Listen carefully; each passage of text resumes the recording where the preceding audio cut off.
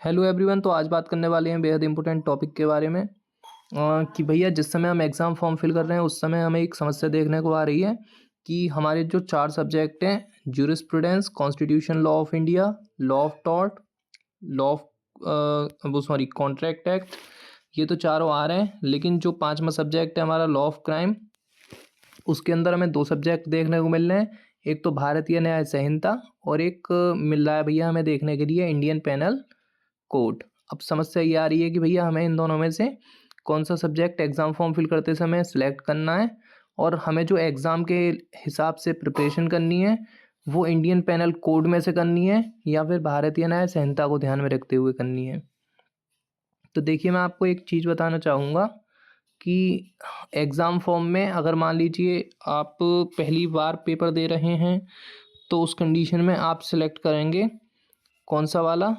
उस कंडीशन में जो है भैया आप सिलेक्ट करेंगे भारतीय न्याय संहिता। और अगर मान लीजिए आप पहले कभी इस बार 2024 से पहले पेपर दे चुके हैं और आपकी फर्स्ट सेमेस्टर में बैक लगी है आईपीसी में, तो उस कंडीशन में आपको बनना पड़ेगा लॉ ऑफ क्राइम के अंदर आईपीसी यानी कि इंडियन पेनल कोड। देखिए, एक चीज़ बताना चाहूँगा आपको कि ये भारतीय न्याय संहिता है क्या। देखिए, सबसे पहला सब्जेक्ट रहेगा हमारा ज्यूरिस्प्रूडेंस, दूसरे नंबर पे रहेगा कॉन्स्टिट्यूशनल लॉ ऑफ इंडिया, तीसरे नंबर पे रहेगा लॉ ऑफ टॉर्ट, ठीक है जी, और चौथे नंबर पे रहेगा कॉन्ट्रैक्ट एक्ट, और 5वें नंबर पे पहले क्या हुआ करता था, लॉ ऑफ क्राइम के अंदर आपको एक सब्जेक्ट पढ़ने को मिला करता था इंडियन पेनल कोड, जिसे हम प्यार से आईपीसी के नाम से बुलाते थे।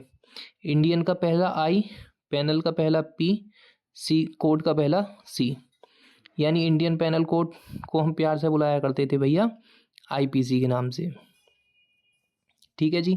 तो पहले आपको एलएलबी फर्स्ट सेमेस्टर के अंदर लॉ ऑफ क्राइम के अंदर इंडियन पेनल कोड पढ़ने को मिला करता था, ठीक है। लेकिन इस बार आपको जो है वो पढ़ने को मिलेगा भारतीय न्याय संहिता। अब काफ़ी सारे बच्चों का ये प्रश्न आता है कि भैया ऐसा है कि हमने तो लॉ ऑफ क्राइम के अंदर अभी तक जो प्रिपरेशन करी है वो आईपीसी को ध्यान में रखते हुए करी है, तो क्या वो हमारी सारी की सारी जो जानकारी है वो बेकार है। अब क्या हमें भारतीय न्याय संहिता पढ़नी पड़ेगी एग्जाम के पॉइंट ऑफ व्यू से?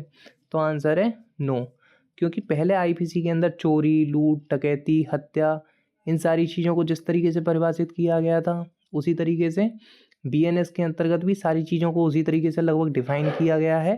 केवल सेक्शन जो है वो थोड़े से आगे पीछे हो गए हैं, ठीक है जी। तो बस यही इंपॉर्टेंट इन्फॉर्मेशन आपको इस वीडियो में देनी थी। Thank you.